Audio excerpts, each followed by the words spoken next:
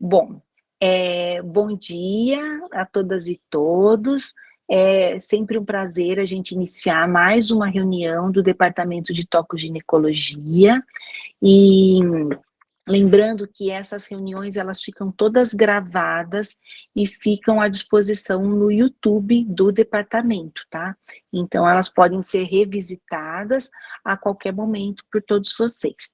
Hoje eu tenho o prazer aqui de estar com as minhas duas amigas, professora Adriana Luz e professora Patrícia Heder, que vão estar discutindo com vocês um tema importante aqui na obstetrícia, né, que é o hipotireoidismo. E de uma forma, assim, bem dinâmica e trazendo uma questão muito importante, que é a avaliação pré-concepcional dessas mulheres, né? Então, o tema de hoje é o impacto do hipotireoidismo, pré-concepção, né, e na gravidez também. Então, eu acho que é um tema bem legal, bem do dia a dia. Todos que atendem no pré-natal veem muitas mulheres sendo medicadas, outras não sendo triadas, e então é um tema que a gente precisa sempre revisitar. Lembrando que eu vou pedir para que todas as questões, as dúvidas, sejam colocadas no chat, e depois as professoras vão discutir as questões de vocês, tá bom? Então, professora Adriana, professora Patrícia, o espaço é de vocês, e agradeço mais uma vez a disponibilidade de estar aqui fazendo essa apresentação para o Departamento de Tocogineco. Lembrando que as duas professoras são docentes da área de obstetrícia e estão aqui falando com vocês, tá bom? Um abraço. Bom dia a todos, obrigada, Fernanda, pelo convite de estar aqui e para dividir com vocês esse tema. Na verdade, quando a Fernanda me convidou, é porque eu tinha ido dar uma aula em São Paulo, junto com um endocrinologista, a respeito desse assunto, né, mas eu preciso destacar aqui que os coordenadores do nosso ambulatório de pré-natal especializados de endocrinopatia são o professor Belmiro e a professora Patrícia. Então, Patrícia, fique à vontade para responder todas as dúvidas junto comigo, né? A gente chama a ajuda dos especialistas nesse momento. Vocês vão ver que o formato dessa aula está um pouco diferente do habitual, porque foi uma aula com sessão interativa, então eu adaptei, mas eu acho que de vez em quando é bom a gente dar uma mudada, né, na configuração das aulas, às vezes fica bastante interessante, principalmente quando tem aluno, né? Então, eu espero que vocês aproveitem. Eu vou compartilhar a minha tela. Patrícia, se você quiser já ir falando alguma coisa, fica à vontade. E depois vocês só me dão um ok, porque a gente para de ver vocês, né? Se a minha tela entrou ou não. Rodrigo, obrigada. Eu só queria agradecer, né, o convite para coordenar, né, para mediar, desculpa, essa aula super importante. E eu só queria lembrar, né, que eu acho que é bem interessante essa aula que a Adri foi dar junto com o especialista, né, da endócrino, porque é uma coisa que a gente está sempre falando e a gente vai fazer isso, né, se tudo correr bem, e tentar fazer um ambulatório também de pré-concepcional, né, das pacientes graves, alteradas, porque geralmente elas já chegam com a gente. Então, eu acho que é bem importante, é uma aula bem iterativa, né, então eu gostaria que vocês colocassem as dúvidas no chat, aí eu vou lendo para a professora Adriana, a gente vai tirando as dúvidas, e fiquem abertos para fazer as perguntas aí. Muito obrigada. Professora Adriana, quer já iniciar? Vocês estão vendo a minha tela? Porque eu deixo de ver vocês, tá tudo ok? Então, o tema, então, é só uma atualização, né, do impacto do hipotireoidismo, e a gente vai falar um pouco do hipotireoidismo pré-gestacional também. Então, a gente vai começar com um caso clínico. A história é a Rose, ela tem 33 anos, não tem nenhuma alergia, procedente de Campinas, não tem comorbidades, não usa nenhuma medicação, mas ela veio na consulta referindo que há 15 meses ela está tentando engravidar sem sucesso. E qual é a questão que mais incomoda a Rose? Ela está preocupada com a tireoide, pois a irmã dela teve problemas de fertilidade, e os mesmos estariam relacionados à doença tiroidiana. Então, ela está bastante preocupada em relação à condição dela. No exame físico, era uma paciente rígida, com 68 quilos, 1,70 m, então um IMC normal, uma tiroide de palpação sem alterações, e um exame ginecológico sem alterações. Ela traz já alguns exames coletados, então ela tinha um TSH de 4,29 e um T4 livre de 1,1, tendo hemograma, glicemia, colesterol, função hepática e outros exames de função renal também, todos normais. Né? Então, mediante a esse caso, a gente tem uma paciente bastante ansiosa, que tem uma super pergunta para fazer para o médico naquele momento. Ela tem algum problema de tireoide? Vai ter alguma repercussão desses problemas em relação à gestação? E o bebê dela, vai ficar tudo bem? A gente precisa entender como é a prevalência das disfunções tiroidianas na vida da mulher em idade fértil. Então, a gente vê que a autoimunidade, o que a gente chama de autoimunidade? São aquelas pacientes que apresentam TSH e T4 livre normais, com anticorpos positivos. Tem uma prevalência na nossa população feminina em idade fértil de aproximadamente 11%. O hipotiroidismo, que seria o TSH elevado, o T4 livre normal ou baixo, uma prevalência de 2%.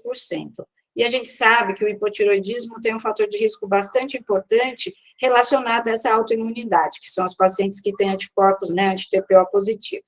Além disso, a gente tem também como disfunção tiroidiana o hipertiroidismo, onde a gente vai ter TSH baixo com T4 livre normal ou elevado, que a prevalência gira em torno de 1 a 2%. A gente precisa lembrar dos cânceres de tireoide, que são a neoplasia mais comum entre as pacientes entre 20 e 39 anos.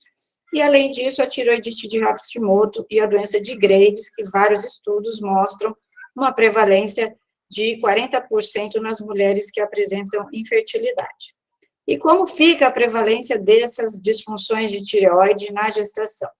O hipotiroidismo manifesto, que é o clínico, né, que vão ter tanto o TSH elevado como o T4 livre baixo, gira em torno de 0,2% a 0,6% de prevalência. Alguns estudos falavam de até 1,5%, mas essa é a última revisão publicada em 2019, fala em torno de 0,6%.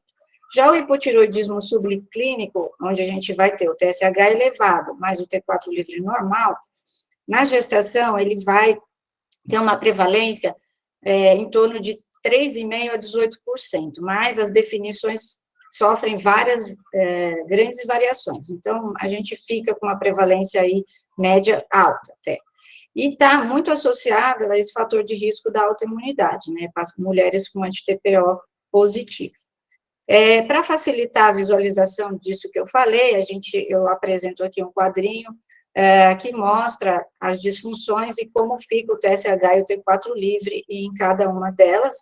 A gente, nessa aula, vai falar mais especificamente de duas entidades, que é o hipotiroidismo subclínico, onde a gente tem o TSH elevado com T4 normal, e a hipotiroxemia, que é o inverso, né, a gente vai ter o TSH normal com T4 livre diminuído, que são situações em que mais difícil a gente fazer o rastreamento, porque às vezes são pacientes assintomáticos. E quais são as principais causas das disfunções da tireoide? Então, a gente tem um grupo da tiroidite de Hashimoto, que está ligado à autoimunidade como de anti-TPO, e da doença de Graves ou radiodo, que são as tratadas com radiodos, que vão ter disfunções tiroidianas no inverso, né, para hipertiroidismo, então, mais relacionadas à autoimunidade do TRAB. E quais são as complicações dessas pacientes que são eutiroideias e que têm autoimunidade, né? Em relação à fertilidade, vários trabalhos mostram uma associação de abortamento e infertilidade. Em relação aos desfechos maternos, tem uma relação com ruptura prematura de membranas. Em relação a desfechos pré-natais, nascimento pré-termo, muito pré-termo, desfechos cognitivos, né, com alteração de QI e déficit de atenção, são relatados. E, em relação a isso, a gente precisa saber, reduz essas complicações? A gente deve tratar essas mulheres que são eutiroideias para diminuir essas complicações que são citadas? Então, vamos discutir um pouco em relação a isso. Então, tem um trial grande, que é o postal, onde eles avaliaram 600 mulheres eutiroideias que tinham anticorpos positivos e estavam em tratamento para infertilidade. Faziam ou fertilização in vitro ou transferência de embrião. Foi um randomizado, onde eles randomizaram levotiroxina num grupo e placebo no outro, antes do tratamento. E quais os desfechos que a gente queria em relação a esse trial? Abortamento e nascimento. E eles viram que tratar essas pacientes não tinham nenhum benefício em relação ao placebo. Um outro trial grande, que é o Tablet Trial, que foi feito no Reino Unido, eles também pegaram mulheres eutiroideias, 900 mulheres agora, com anticorpos positivos, que tinham infertilidade ou antecedente de aborto positivo. Randomizaram, duplo cego também, usando levotiroxina num braço e placebo no outro, e tratamento antes da gestação. E os desfechos que foram analisados foram os desfechos maternos em relação à fertilidade, gestação finalizando depois das 34 semanas, e abortamento. Em relação aos desfechos fetais, eles avaliaram o Apgar de primeiro e quinto minuto e peso. E também mostraram que não teve benefício em relação ao uso do placebo para essas mulheres. Então, o tratamento para infertilidade ou reprodução assistida mostrou que sem benefício em relação ao tratamento dessas pacientes, né, usar levotiroxina não faz diferença no desfecho final.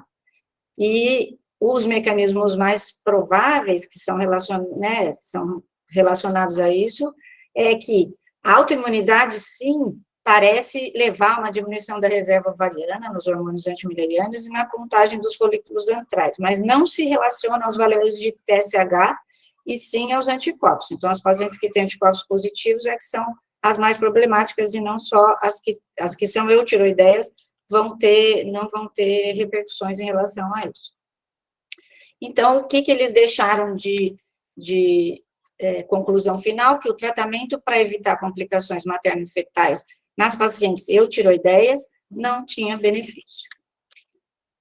E qual que é o impacto, né, desse hipotiroidismo na fertilidade? Então, o hipotiroidismo manifesto está associado à irregularidade menstrual, amenorreia e infertilidade. Já o hipotiroidismo subclínico, a gente já tem a questão de que tem uma discussão em qual é a definição que eu vou usar para tratar essas mulheres ou não. Vai ser TSH acima de 2,5, acima de 4, acima de 10, então, vários estudos têm dúvidas em qual vai ser o perfil de pacientes que vão ser beneficiadas com o tratamento. E a presença de anticorpos, sim, é um marcador forte aí. Mas os dados ainda são insuficientes para mostrar essa associação entre fertilidade e esse hipotiroidismo subclínico. A gente precisa lembrar que a tireoide na gestação sofre diversas modificações. Então, os altos níveis de estrogênio e o aumento do TBG vão levar a uma diminuição transitória dos hormônios livres, né, na tireoide. E esse metabolismo periférico desses hormônios, com o aumento da ionidação placentária do T4, a produção de T3 local e o aumento do turnover de T4 da mulher, vão ser influenciados pelo aumento da gonadotropina coriônica durante a gestação. E todas essas alterações também vão ter uma influência do iodo, porque o iodo vai ser mais eliminado, né, durante a gestação, porque aumenta o clearance, e o transporte desse iodo da unidade fetoplacentária também é aumentado na gestação.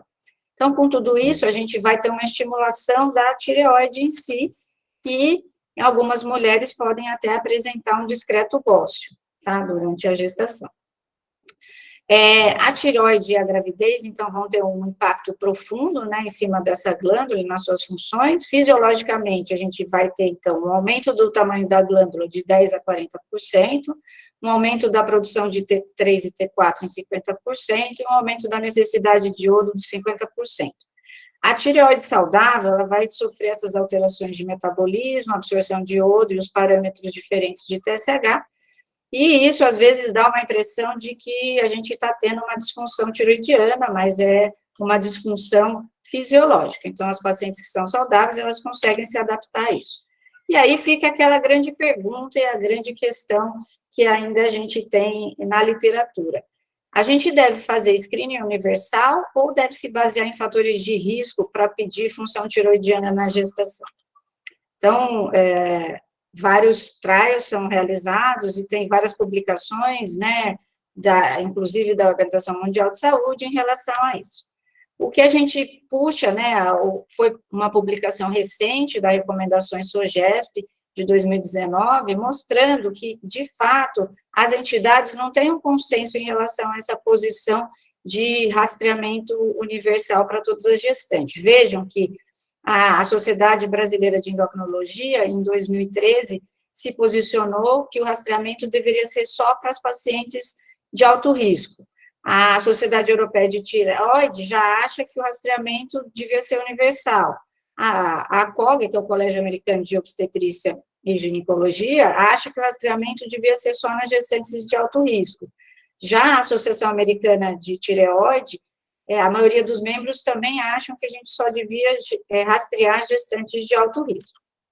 Essa publicação recente, agora, de outubro de 2022, da FEBRASO, que é um statement, um position statement, mostrou um estudo que foi realizado recentemente no Rio de Janeiro, onde eles observaram que 41,2% das gestantes não tinham diagnóstico de hipotiroidismo por preencher algum critério de rastreio seletivo. Então, a recomendação dele é que, em locais onde a gente tivesse condições financeiras e técnicas de realizar a avaliação da função tiroidiana de forma universal, e o mais precoce possível, quer dizer, no primeiro trimestre, que deveria ser realizado, né? Mas essa é a conclusão do Colégio Americano de Tireoide, que não há dados conclusivos para recomendar ou contraindicar esse rastreamento universal. E quando a gente vai se basear em rastreamento baseado em fatores de risco, esses são os principais fatores de riscos que estão destacados em várias publicações, nas recomendações SOGESP e mesmo no statement da FEBRASGO, que ele vai se basear na história pessoal ou familiar de doença de tireoide, né, em sinais de disfunção tiroidiana, na presença de bócio, anticorpos antitiroidianos presentes, idade materna superior a 30 anos, as pacientes que têm outras disfunções endócrinas, como diabetes tipo 1, ou outras doenças autoimunes, história de perda gestacional, prematuridade ou infertilidade, obesidade mórbida com IMC acima de 40, e paciente que tenha sofrido alguma irradiação de cabeça e pescoço por alguma patologia, uso de amidalona ou lítio, uso recente de contraste iodado, e pacientes que residam em áreas de deficiência de iodo. Então, em relação ao caso, a gente volta lá na nossa paciente, e ela vem na consulta trazendo novos exames, né? Então, lembrem que lá no começo ela tinha um TSH de 4,29, ela retorna na consulta 3 meses depois, com um TSH de 5,09, um T4 livre de 1, né? Um anti-TPO de 486, vejam, um valor bastante aumentado para o valor de referência, e um ultrassom de tireoide que mostrava uma glândula heterogênea sem nódulos identificáveis, um volume de 8,3. E aí ela está ansiosa, ela precisa usar alguma coisa, ela vai precisar usar iodo, uma vez que a gente falou que às vezes o clearance do iodo se altera na gestação, como fica essa questão também? Então, o que a gente deve fazer? Né? A pergunta dela é a necessidade de repor iodo nesse momento?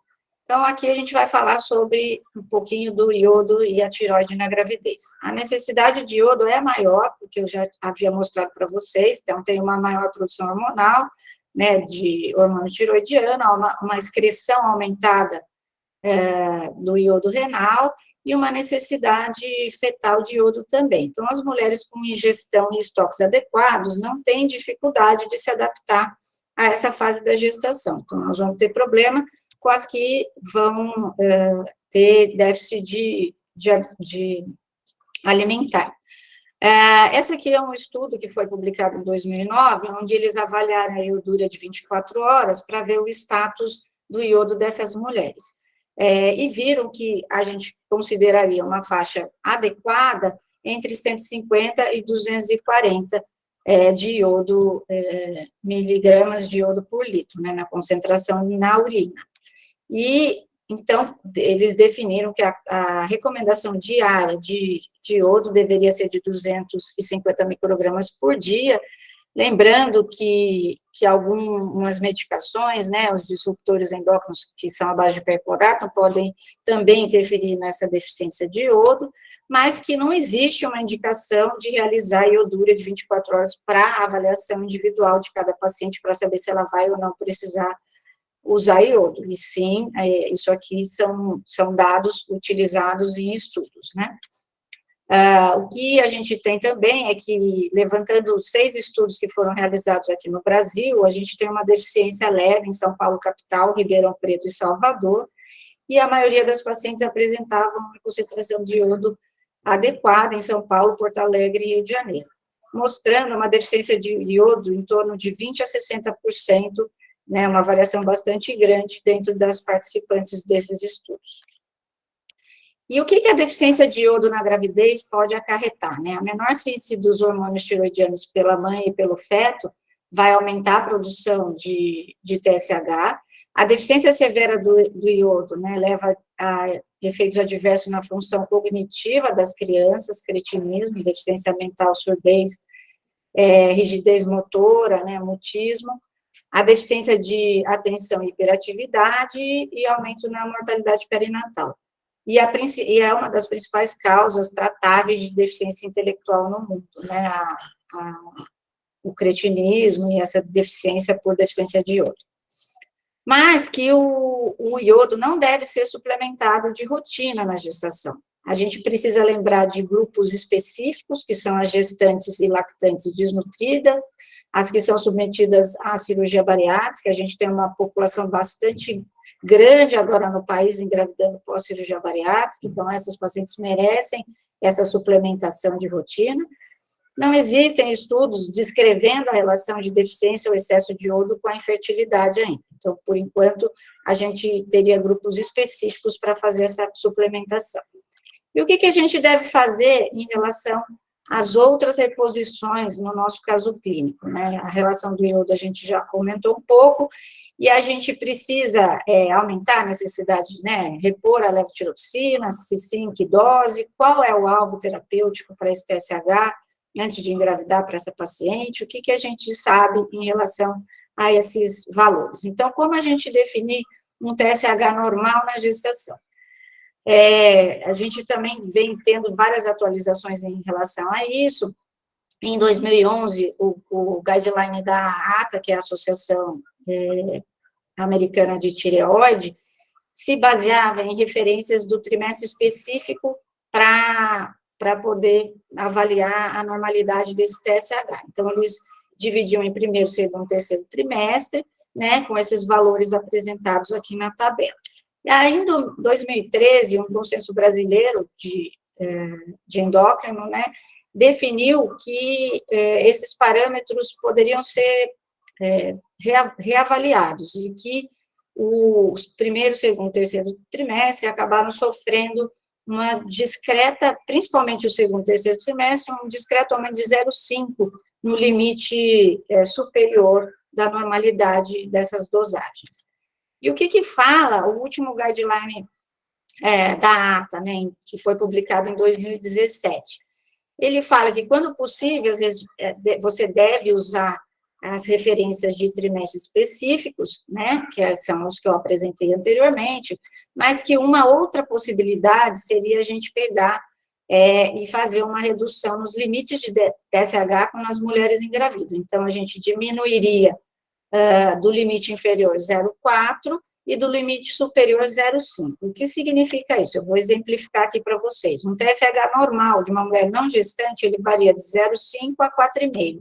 Se a gente tirar 0,4 do limite inferior, para a gestante a gente trabalharia com 0,1, e tirando 0,5 do limite superior, a gente ficaria com 4. Então, o que a gente consideraria de TSH normal na gestação seria uma variação de 0,1 a 4.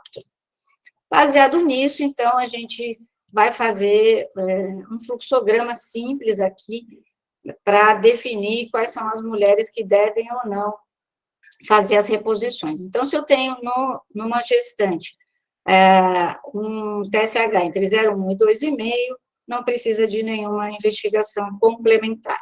Se ela apresenta um TSH entre 2,5 e 4, o ideal é que a gente dose os anticorpos, né, o anti-TPO principalmente. Se ela tiver anti-TPO positivo, a gente entraria com levotiroxina, e o anti-TPO negativo não necessitaria de tratamento. E fica aqui o consenso de que as pacientes que têm TSH acima de 4 vão precisar de tratamento com levotiroxina e não necessitam de dosagem de anti-TPO. A gente deixaria o anti-TPO para essa faixa entre 2,5 e 4 para definir qual é a paciente que vai precisar ser tratada. Então, esse é um fluxograma que foi publicado, né, no consenso da ATA em 2017. O que também está publicado agora nesse Statement Position da Febrasgo é mais ou menos o que eu falei. O que muda é que aqui eles vão falar também das pacientes que têm TSH entre 4 e 10, e que daí você deveria, nesse caso, solicitar já o T4 livre de início, né, iniciar com a levotiroxina e solicitar o T4 livre, e se o T4 livre tivesse normal, a gente utilizaria uma dose de 1 miligrama por quilo peso dia da levotiroxina, e com o TSH, com o T4 livre abaixo da normalidade, você teria que suplementar, aumentar essa dosagem para 2 microgramas por quilo de peso dia. E as pacientes com TSH acima de 10, sem dúvida nenhuma, vão começar com doses maiores mesmo de levotiroxina. Então, basicamente, são fluxogramas complementares que eu estou apresentando aqui para vocês. E aí, então, essa paciente, lembrando, né, que ela tinha vindo com esses dados, né, na última consulta, e o que a gente vai fazer em relação a ela, né? Então, foi orientada a iniciar levotiroxina 50 microgramas em jejum, esperar cerca de 30 minutos para se alimentar, né? É importante a orientação de tomada da levotiroxina para essas mulheres também, ou elas tomam em 30 minutos antes do café da manhã, ou se elas optarem por não tomar ou esquecerem, elas podem fazer uso 4 horas após uma alimentação, tipo, 4 horas após o jantar, ela poderia fazer uso da levotiroxina, que também teria efeito adequado.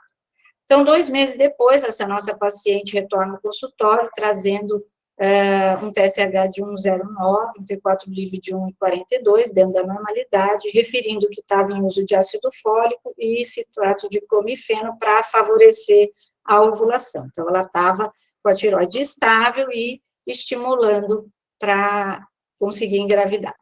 40 dias depois dessa última consulta, ela entra em contato e refere que está grávida, né? Que fez o teste e está grávida. E agora, qual que é a conduta? A gente muda a dose da levotiroxina que ela está usando, introduz algum suplemento de iodo para essa mulher, que quando a gente solicitar um novo exame para ela, como que a gente vai conduzir a partir de agora que ela engravidou? Então, a paciente realiza de novo o exame, entre 7 e 8 semanas de gestação, e traz um TSH de 3,29, com T4 livre de 0,92. Vejam que ela já teve, só por ter engravidado, uma mudança nos níveis de TSH e T4 livre, né? E o que a gente faz agora, nesse caso? Então, a gente precisa só destacar aqui quais são os impactos do hipotireoidismo não tratado na gestação. Por que a gente deve tratar, né? A gente sabe que o hipotireoidismo clínico, que é o manifesto, ele tem relação com o trabalho de parto prematuro, baixo peso ao nascimento, abortamento e pré-eclâmpsia, e que no subclínico a gente também vai ter risco de abortamento, descolamento prematuro de placenta, parto prematuro, pré-eclâmpsia. Apesar de a gente ter estudos com diferentes definições de TSH, de normalidade, a gente sabe que as pacientes com hipotireoidismo subclínico que vão ter maior risco são aquelas que têm anti-TPO positivo, com TSH superior a 2,5 ou a 4, tá? Então, é importante a gente saber disso, né? Então, eu vou trazer para vocês algumas repercussões desse hipotireoidismo subclínico. Então, eu apresento primeiro uma meta-análise de 18 estudos retrospectivos e prospectivos, onde o foco da das complicações maternas eram abortamento, pré-eclâmpsia, descolamento prematuro, ruptura prematura de membrana e morte neonatal. Vejam como o risco relativo aumenta bastante nessas pacientes, né? Abortamento tem um risco 2 vezes maior, descolamento prematuro de placenta também, óbito neonatal também. Então, a gente precisa ficar atento, né, em tratar essas mulheres. E os primeiros estudos, né, em relação a essas repercussões fetais sobre o hipotiroidismo começaram em 1900, onde eles pesquisaram a deficiência de iodo relacionada ao retardo mental. Em 1969, teve um estudo e levantaram a hipótese do hipotiroidismo leve, levando a uma diminuição de QI. Em 1990, mostrava o hipotiroidismo levando a alterações de desenvolvimento do sistema nervoso central do feto. E em 1999, estudos mostrando uma ligação, né, desse hipotiroidismo com déficit de linguagem e motricidade. Vejam quantas coisas são importantes e há quanto tempo a gente investiga essas repercussões sobre os fetos, né, nessas mulheres com hipotiroidismo. Então, aqui, a maioria dos estudos de caso controle ou coorte estavam em atenção para déficit de atenção, autismo, epilepsia e convulsão febril nesses recém-nascidos, se tinha alguma relação com esse hipotiroidismo subclínico. E aí tem um estudo prospectivo randomizado, que foi publicado em 2012, onde eles avaliaram 21.846 gestantes que tinham um TSH acima do percentil 97,5 e um T4 livre abaixo do percentil 2,5. Eles avaliaram um grupo de 390 pacientes que foram submetidos ao screening da tireoide e um grupo controle de 404. As pacientes que tinham feito o screening estavam em torno de 12 semanas e 3 dias e iniciaram a levotiroxina com 13 semanas e 3 dias.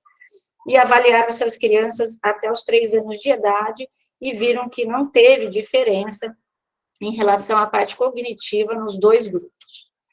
Um outro estudo publicado em 2017, que avaliou mais de 97 mil gestantes que tinham TSH acima de 3, também usaram 2 grupos, um grupo usando levotiroxina e outro controle, e o screening dessas mulheres tinham sido realizados entre 16 semanas e 4 dias em média, e observaram essas crianças até os 5 anos de idade e viram que nos 2 grupos não tinha nenhum impacto em relação à parte cognitiva dessas crianças. Desculpa.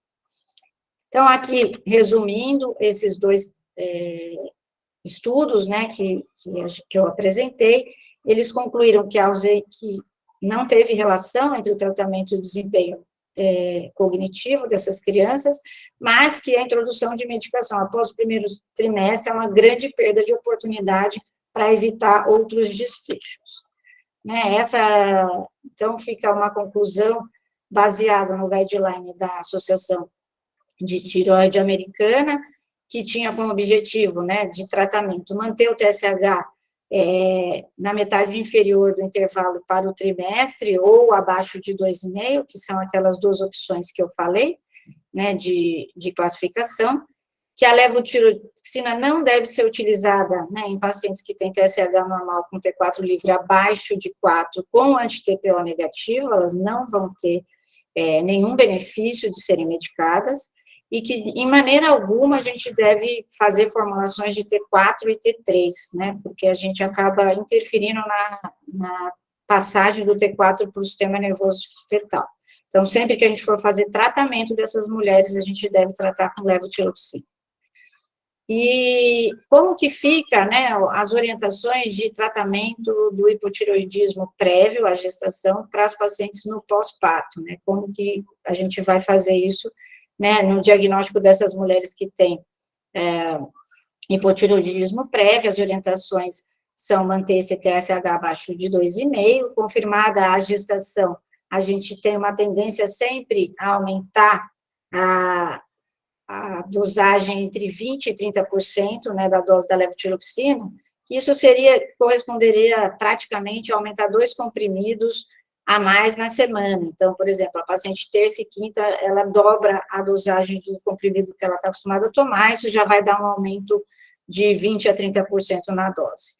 A gente deve fazer exames entre 4 e 6 semanas na gestação, nessas pacientes que estão medicadas, né, e no pós-parto a gente deve retornar à dose pré-gestacional, fazendo um exame 6 semanas pós-parto. Então, essas orientações são as orientações para paciente que são hipotireoideias pré-gestacionais, tá? Então, no nosso caso, a paciente era uma hipotireoideia pré-gestacional, né? Foi optado por aumentar a levotiroxina para 62,5, então, para dar um aumento aí de 20% a 30%, né, na dosagem dela, a gente dispõe de doses intermediárias da levotiroxina, né, formulada já nessas doses fracionadas, mas se isso não fosse possível, era só aumentar 2 tomadas de levotiroxina na semana, com dobrar a dose. Ela realizou de novo exames com 13 semanas, e vejam que o TSH foi para o alvo, né, 2,29, com T4 livre de 1,12. E agora, o que a gente faz? Como que é a frequência, né, da solicitação desses exames tiroidianos aí na gestação? Então, essa paciente evoluiu bem durante a gestação, com o TSH sempre inferior a 2,5, o parto foi realizado com 39 semanas sem intercorrência. E a pergunta dela, né, logo em seguida, era: tem algum cuidado especial em relação ao bebê? Em relação à levotiroxina, o que eu devo fazer? Os valores de anti-TPO aumentados são algum motivo adicional para eu ficar preocupada com cuidado diferente, né? Como que a gente responde essas perguntas? Então, aqui um fluxograma que eu trouxe desse statement que foi publicado agora esse ano, mas que está em conformidade também com as recomendações SOGESP, né, e que mostra como que a gente maneja esse hipotireoidismo no puerpério, como que a gente deve fazer para ajustar as doses no pós-parto. Então, se a paciente tem hipotireoidismo pré-gestacional, a gente retorna a dose pré-gestacional, né, e se ela foi diagnosticada na gestação, ou se ela tem anti-TPO positivo, a tendência é que, se ela tem uma dose de uso diário inferior a 50 né, inferior ou igual a 50 microgramas de levotiroxina a dia, a gente pode suspender essa medicação no pós-parto e reavaliar essa mulher 6 semanas com dosagem hormonal. Se ela tem um uso com doses superiores a 50 microgramas dia, a gente deveria reduzir para a dose de 25% a 50% a dose usada na gestação, encaminhar para o endócrino, ou repetir esse TSH 6 semanas pós-parto, o próprio obstetra. Mas se ela já acompanhava com endócrino antes, pode encaminhar para o endócrino para dar seguimento aí nessa mulher. Eu queria também destacar um outro tema que a gente fala pouco, né, que é a hipotiroxemia materna, que seria aquela mulher que tem um TSH normal e um T4 livre diminuído, né, antigamente estava muito associada à deficiência de iodo, né, e atualmente a gente acredita que faça parte de uma doença multifatorial específica da gestação, e os fatores de risco associados são a deficiência de ingestão de iodo, além de fatores angiogênicos placentários, a idade materna, o IMC, podem estar relacionados a essa entidade que é a hipotiroxemia materna. Mas os estudos mostram que o hipotireoidismo subclínico leva a vários desfechos de alteração gestacionais para o feto, para a mãe, mas que a hipotiroxemia talvez esteja mais relacionada aos desfechos cognitivos mesmo da criança. E aí, o ACA, né, publicou em 2017, no seu guideline, falando sobre a hipotiroxemia isolada, que tem poucos estudos randomizados e que eles não viam nenhum benefício no tratamento, então não tinha uma indicação para tratar essas mulheres que têm só o T4 livre diminuído. E que o iodo é extremamente importante para essa função tiroidiana, então talvez essas mulheres precisem, sim, fazer reposição de iodo. A autoimunidade por si é um fator de risco importante, e a gente precisa ficar atento ao hipotireoidismo subclínico, tudo isso para diminuir as complicações maternas e talvez a própria infertilidade nessas mulheres, né? E a hipotiroxemia materna deve ser um ponto de atenção para a gente, porque ela pode desenvolver complicações, principalmente em relação à parte cognitiva desses fetos. Mas a gente viu que, em relação às repercussões maternas, a hipotiroxemia não tinha uma relação tão forte como o hipotiroidismo em relação a desfechos como pré-eclâmpsia, hipertensão gestacional, diabetes, complicações placentárias e morte fetal. Então, não tem essa relação como tem no hipotiroidismo. E aí, nessa publicação, eles deixam claro que a hipotiroxemia não deve ser tratada, né, que às vezes a gente tem um aumento dessas evidências de déficit cognitivo associados a essas mulheres, mas a gente tem poucos estudos de intervenção que mostram o benefício do tratamento ainda, e falta de poder estatístico, e se, de fato, a gente deve introduzir um tratamento após o primeiro trimestre, teria que ser pré-gestacional, então, essas são dúvidas ainda que a literatura não esclareceu. Então, por isso, a grande questão se a gente deve ou não tratar essas mulheres.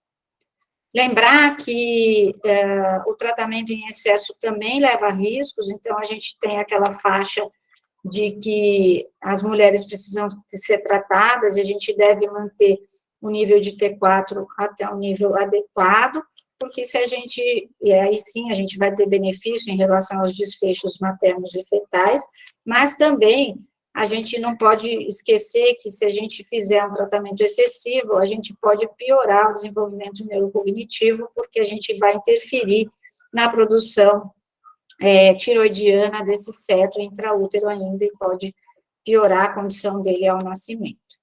Então, eu queria aqui deixar como conclusão, para a gente fazer ainda uma discussão, que as gestantes com TSH acima de 2,5, a gente não pode esquecer que deve pesquisar os anticorpos, que sim vão ter um impacto grande em relação a esses desfechos, e que sempre que a gente for pensar em tratamento para essas mulheres, o tratamento se baseia na levotiroxina, né, nunca utilizar T4 e T3 isoladamente, né, o tratamento de escolha é a levotiroxina para esses distúrbios tiroidianos.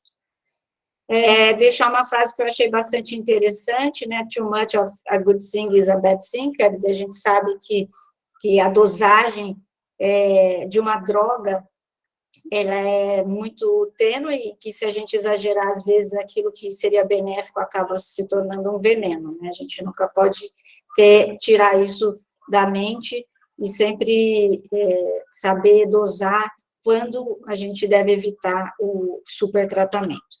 Era isso que eu queria compartilhar com vocês, e a gente agora abre para as discussões e as retiradas de dúvida. Obrigada. Muito obrigada, Adriana, aula excelente, né? Vamos aguardar aí, a gente não tem nenhuma questão ainda, se alguém tiver alguma dúvida, a favor, colocar no chat para a gente perguntar, né? E eu vou abrir aí, né? Você falou que o TSH, a gente só vai solicitar anticorpos acima de 4, né? Na paciente que não tem história, nem o rastreamento positivo, nem alto risco. Não, acima de 2,5, entre 2,5 e 4, a gente deve pedir anticorpos. Tá. Que é o último consenso, a gente pede acima de 4 em paciente que não tem história positiva, né, de baixo risco. Aí, se tiver alto risco, que a gente pede entre 2,5 e 4. Isso? Isso mesmo. Foi o que eu apresentei lá no fluxograma, né? É que eu achei que você estava falando numa paciente, tipo, nesse caso específico, a paciente tinha infertilidade, com um TSH acima de 2,5, a gente já teria que pedir anti-TPO para rastrear, porque sim, ela teria fator de risco. Tá. Então, só para fechar aí, porque eu acho que ficou, né, concluiu, acima de 2, senão todo mundo vai começar a pedir. E eu queria te perguntar uma coisa. O que você acha no Ministério da Saúde, que ele coloca no protocolo do pré-natal, pedir só um TSH para gestante como rastreamento universal de todas as gestantes na UBS. Queria que você falasse um pouquinho disso, aí que a gente tem bastante aluno, e essas pacientes às vezes vêm com TSH, então só para complementar aí, né, você já falou bastante na aula, mas só, não a gente criticando, mas a gente só falando, né, o TSH isolado no primeiro trimestre da gestação. Qual que é a sua opinião? Então, como eu disse, né, quer dizer, a questão do rastreio ser universal ou ser baseado em fatores de risco também é uma questão econômica, então você veja que o statement que foi publicado agora da Febrasgo fala para a gente, se possível, fazer o rastreamento universal, né, em todas as mulheres, e o ideal é que a gente fizesse esse rastreio já no primeiro trimestre, porque a gente sabe que o benefício do tratamento, ele vai iniciar quanto mais precoce a instituição do tratamento, em relação às repercussões maternas e fetais, para a gente evitar as complicações, né? Então, esse rastreamento de um TSH, se possível, seria no primeiro trimestre, né, Patrícia? Mas a gente sabe que, na nossa realidade, as gestantes, às vezes, iniciam o pré-natal em fases mais tardias, e que a gente vai acabar conseguindo solicitar TSH, de fato, para os pacientes que têm fatores de risco, né, baseado na população que a gente recebe. Mas veja que, dentre os fatores de risco, o perfil da nossa população hoje mudou bastante, então a obesidade é um fator de risco bastante expressivo, a idade materna acima dos 30 anos, que a nossa população hoje engravida cada vez mais tardiamente, então, no final das contas, a gente acaba tendo uma população grande que vai precisar ser rastreada, né? E se a gente tem um TSH muito suprimido no primeiro trimestre, também tem outros fatores que vão estar influenciando, tipo hiperemese gravídica, pode simular aí uma alteração tiroidiana que não ser real, então talvez a gente precisasse confirmar aí com um segundo exame, né, para ter certeza de que não é uma falsa dosagem. A gente sabe que tem fatores externos que vão estar interferindo, né? E o que eu chamei a atenção também, que hoje também a gente tem uma população grande de pacientes pós-bariátricas engravidando, então, são pacientes de risco aí para deficiência de iodo e etc., né, para a gente estar pensando nessas populações. Não sei se eu respondi, você quer complementar, fica à vontade, porque você que é especialista do assunto também. Não, eu achei interessante porque você respondeu, né, que eu acho que a gente está tendo muito super tratamento com um TSH só. Então, é isso importante. Se você rastreou, mesmo se for baixo, alto risco, se achou que teve necessidade, repetir novamente, né, num espaço, né, entre 2, 4 semanas, no mínimo, né, 2, para a gente avaliar mesmo realmente, porque a gente sabe que o primeiro trimestre aí pode ter essa variação mesmo, supressão. Então, ficou importante. A professora Maria Laura tem uma... Obrigada, Adri.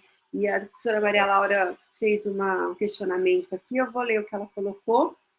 Obrigada, professora. Parabéns pela aula. A frase final resume tudo.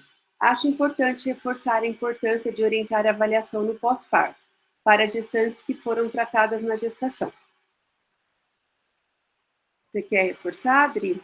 Então, como eu disse, né, a gente precisa lembrar como essas pacientes vão ficar em relação a essas doses de levotiroxina no pós-parto, né? As pacientes que têm hipotiroidismo subclínica, a intenção do tratamento praticamente é o período gestacional, então no puerpério, normalmente elas usam dose baixa, as que têm hipotiroidismo subclínico, não passa de 50, então a orientação é retirar, né, pacientes que estão usando levotiroxina até 50 no pós-parto retiram, né, se elas não eram hipotireoideias prévias, lembrando disso, né, e a gente redosa os hormônios 6 semanas pós-parto para ver como está essa tiroide quando ela finaliza essa fase do puerpério mais importante aí, retornando aos níveis hormonais mais adequados. E as pacientes que são hipotireoideias prévias, lembrar que a gente retorna, porque elas vão ter, durante a gestação, a necessidade de ajuste. Vocês viram que logo que ela engravida, a gente já precisa fazer um ajuste entre 20% e 30% na dose diária dessas pacientes, né?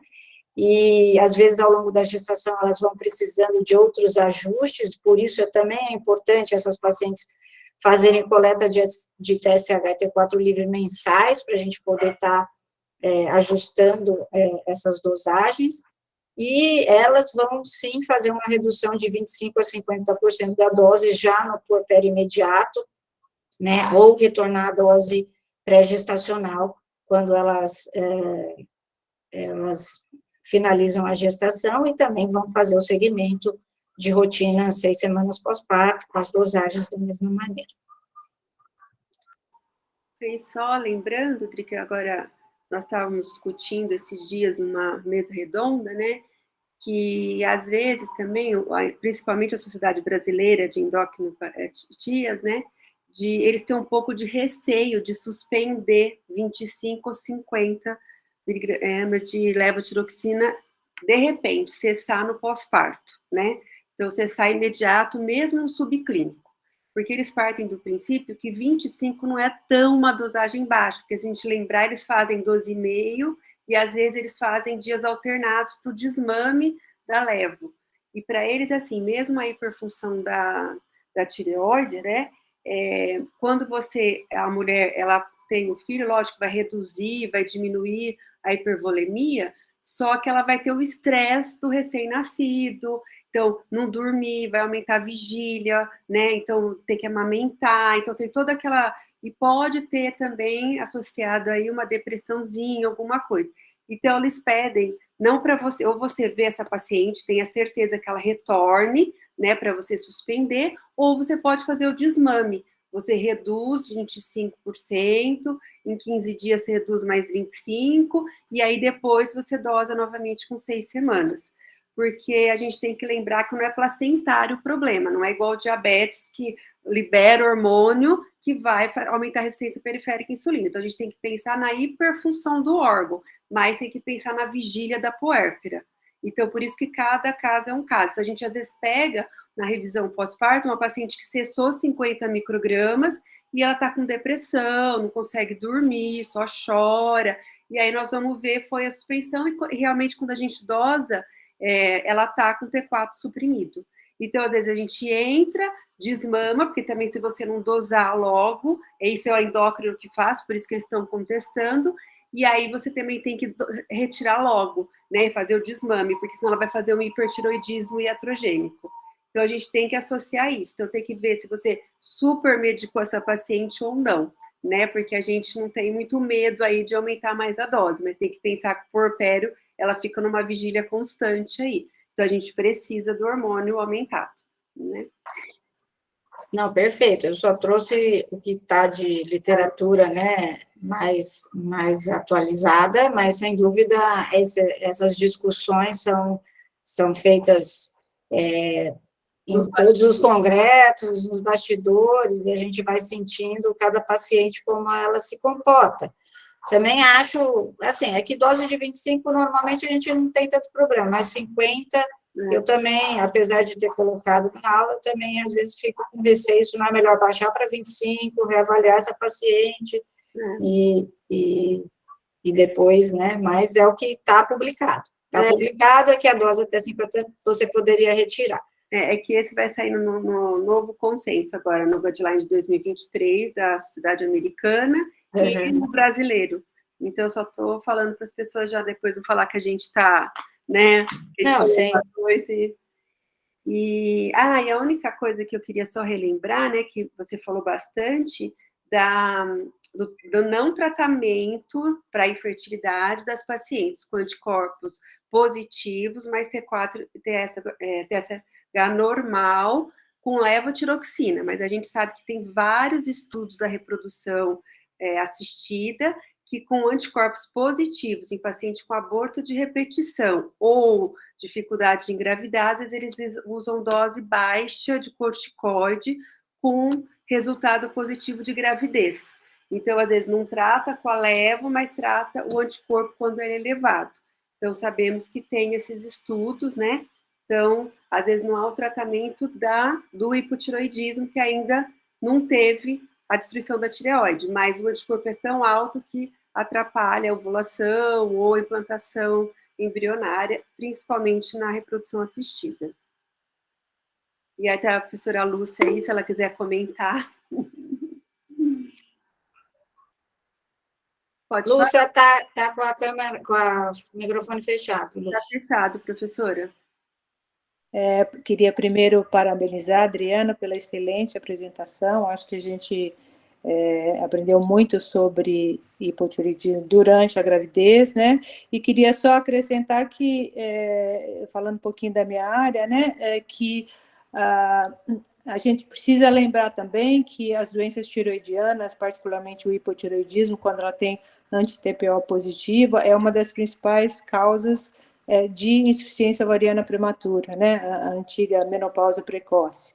Então, faz parte da rotina dessas pacientes, se ela tiver um anticorpo positivo, e mesmo que ela tenha um TSH normal, que a gente faça essa avaliação anual, um TSH anual, porque ela tem risco, né, elevado de desenvolver a doença, e a gente sabe da repercussão, da importância que tem, né, a falência ovariana prematura. Ela precisa ser tratada precocemente, para não ter as consequências negativas. Então, só acrescentar, lembrar demais essa questão importante, né, quando a gente fala de tireoide e saúde da mulher. Mas parabéns. Obrigada, é importante isso que você falou, você lembra, eu apresentei um trial lá na frente que, de fato, mostrava a relação de pacientes com anticorpos positivos com redução de folículos, né, e com alteração da reserva ovariana. Isso tem trabalhos mesmo que confirmam isso, então, a discussão era se a gente trata como levotiroxina, quem é eutiroideia, e tem anticorpo positivo e está tentando engravidar.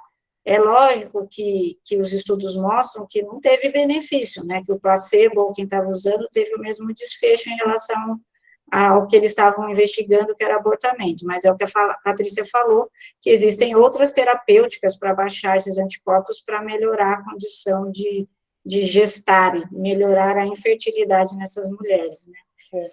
E para aquelas que já estão em falência ovariana mesmo, né, não só uma reserva ovariana baixa, mas que já estão em falência ovariana, a gente não tem, porque também é uma dúvida meio frequente, assim, né, se o tratamento poderia, de alguma forma, retornar, né, transitoriamente a função ovariana, porque em alguns casos ela é transitória mesmo, ela entra em falência e depois volta, mas a gente sabe que isso também não acontece, não adianta a gente, né, dar corticoide ou levotiroxina, que isso não vai afetar, né, não vai mudar o tratamento. Isso é isso. Perfeito, professora, obrigada, Adri. Temos uma pergunta do professor João Luiz, nossa, saudades do professor. Alguma diferença se ela amamenta ou não? Acho que é quanto ao tratamento, diagnóstico, né, professor? Não tem diferença, né? A gente vai definir se ela vai manter a levotiroxina, independente dela estar amamentando ou não, baseado no status mesmo hormonal de cada mulher. A amamentação não vai interferir. Né? Perfeito. A professora Joana está parabenizando, aula excelente, várias pessoas parabenizando, o professor João Luiz agradeceu, a Cristina está agradecendo também, né, da reunião ser disponibilizada para os pós-graduandos, para os residentes, né, Cris, para a gente conseguir todo mundo assistir, né, e ela ficar disponível, né, que são temas muito relevantes, obrigada. E ela também perguntou qual o melhor período para dosar TSH no porpério, quantos dias após pós-parto? Então, o ideal é que a gente dose 6 semanas pós-parto, mas tem essas condições em que a Patrícia citou. Se você acha que vai reduzir só 25% da dose ou 50% da dose e quer dar uma olhada em 15 dias, ok, né, para ver que nível que está mantendo, mas o ideal é que a gente dose com 6 semanas pós-parto. Então, a nossa orientação é, a paciente vai voltar para a revisão pós-parto, ela, uns dias antes, colhe o TSH, o T4 livre, e volta já com o resultado para a gente definir como vai ficar o esquema dela depois dessa fase.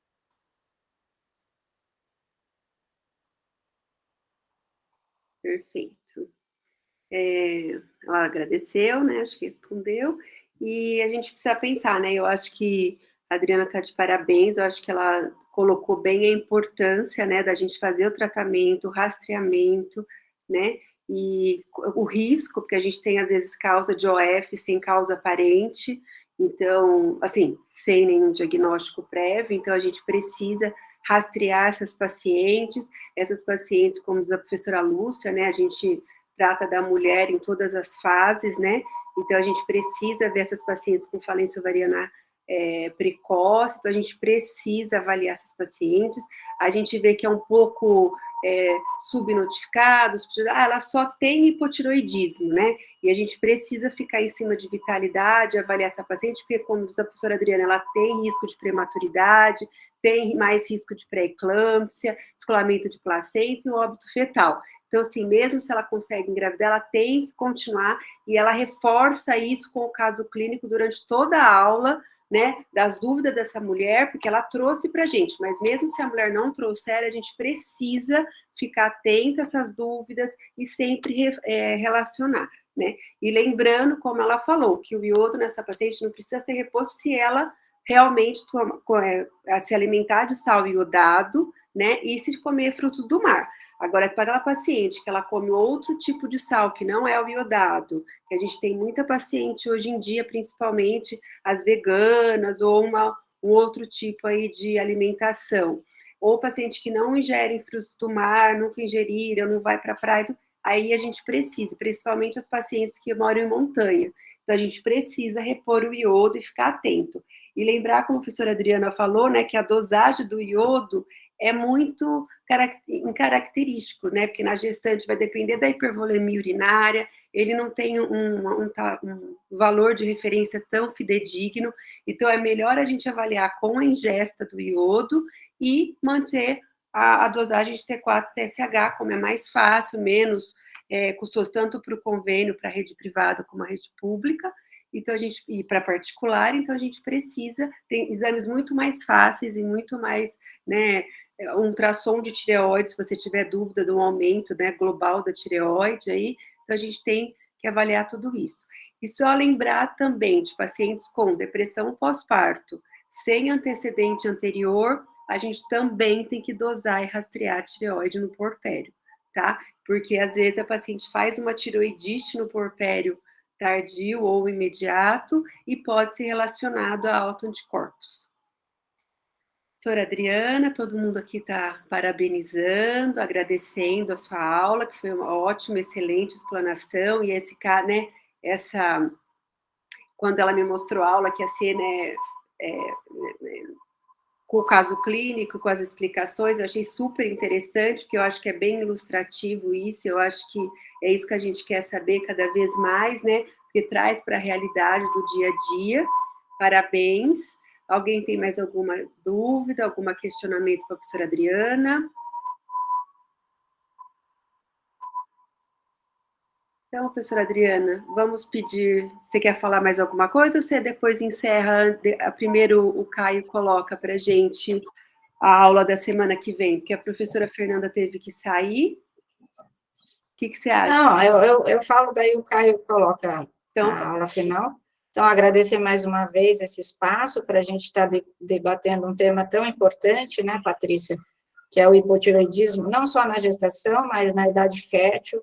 A gente tem que lembrar que o ginecologista é o clínico geral da mulher, ele vai pegar essa mulher em várias fases da vida dela, né, a fase pré-gestacional, na fase gestacional, no climatério, muitas vezes a gente não pode esquecer da importância desses rastreamentos durante toda a vida reprodutiva delas, né, e saber que, sim, o tratamento excessivo tem dano, por isso a gente insiste tanto que as pacientes não sejam tratadas excessivamente, e tem tantos estudos aí mostrando, olha, a gente já comparou placebo com levotiroxina, essa paciente não tem indicação, né, quer dizer, ela não vai ter melhora no desfecho, então, assim, é importante a gente chamar atenção para isso, né, e dizer que, de fato, esse hipotireoidismo subclínico é sempre uma grande discussão, né, o que a gente usa de corte para medicar aquela mulher, e a gente sabe que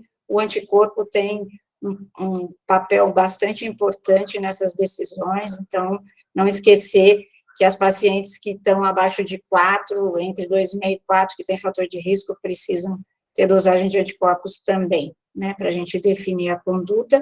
Eu acho que a gente conseguiu cobrir a maioria das dúvidas, né, se você quiser finalizar, fique à vontade.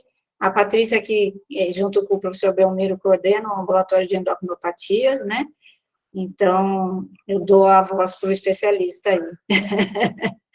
Tá bom? Obrigada pela companhia aqui, Patrícia, para dividir esse tema. Imagina, Adri, muito obrigada a você. É que a gente sempre leva puxão de orelha dos endocrinologistas, né? Então, por isso que a gente fica, né, trazendo tudo isso. Eles sempre chamam para reuniões, e a Sociedade Brasileira de Endócrino que a gente participa, né? Então, sempre tem essas reuniões e a gente sempre tem uma prévia, né, dos estudos que vão sair ainda, né, que ainda não estão publicados, então a gente não pode realmente apresentar, como a professora Adriana falou, mas a gente já sabe o que vai sair nos próximos guidelines, que não muda muito, mas é a única coisa para a gente ter um pouco mais de ponderação. Já no 2017, já mostrou bastante que a gente tratava todo mundo abaixo de entre 2,5 e 3, mas aí depois ficou meio confundidor e aí percebeu que esse valor é para o tratamento e não para a introdução do tratamento. O tratamento é referência normal, como ela já explicou muito bem o porquê que é o valor de 4 na gestante, né? Então, a gente não precisa, a não ser que a paciente tiver antecedente, anticorpos positivos, e ela mostrou muito bem isso, então acho que não fica dúvidas, né, para a gente fazer super tratamento de pacientes, porque nós temos que lembrar que se a gente tratar uma paciente que não precisa de tratamento, a gente faz um hipertiroidismo iatrogênico, que é muito pior para a mulher e para o feto do que o hipo, e se for subclínico, dá tempo ainda da gente tratar, porque a gente não vai deixar a mulher sem tratamento, mas lembrando que as repercussões são a longo prazo e não tanto a curto prazo, como o hipertiroidismo na mulher super tratada, tá? Então, muito obrigada, Adriana, foi muito esclarecedor, foi excelente a aula, todo mundo aqui agradecendo muito, professora Arlete, professora Luz, professor João, professora Joana, todo mundo, todos os pós-graduandos, a sala ficou lotada, né, o tempo todo, isso é muito interessante, né, porque é um tema muito polêmico e que as pessoas têm muitas dúvidas, então, muito obrigada por tudo, e muito obrigada por me convidar para eu mediar, foi muito interessante, é um assunto que a gente gosta muito, né, então a gente fica se segurando para não falar muito, né, e muito obrigada por tudo, obrigada por todo mundo. Agora eu vou pedir para o Caio só mostrar a reunião da semana que vem. Caio, se você puder já. Então, eu queria lembrar que a semana que vem nós vamos ter aí o professor Júlio, né, com o professor Carlos, que eles vão falar de vacinação do HPV, muda o rastreamento, uma dose é suficiente, então também super atual esse tema, eu acho que todo mundo tem muitas dúvidas aí, porque muda o tempo inteiro, e é uma coisa que está em voga. O nosso professor Júlio Teixeira é especialista, né, na vacinação, pioneiro aí na vacinação no Brasil, então vai ser muito interessante, conto com a presença de todos, tá? Então, muito obrigada, deixo para você, Adriana, encerrar a reunião. Muito obrigada. Bom dia a todos, foi um prazer estar com vocês aqui, e a gente se vê na próxima quinta com um tema tão importante como esse que o Júlio vai abordar. Tá bom? Bom dia, gente. Tchau, tchau. Obrigada. Obrigada, gente.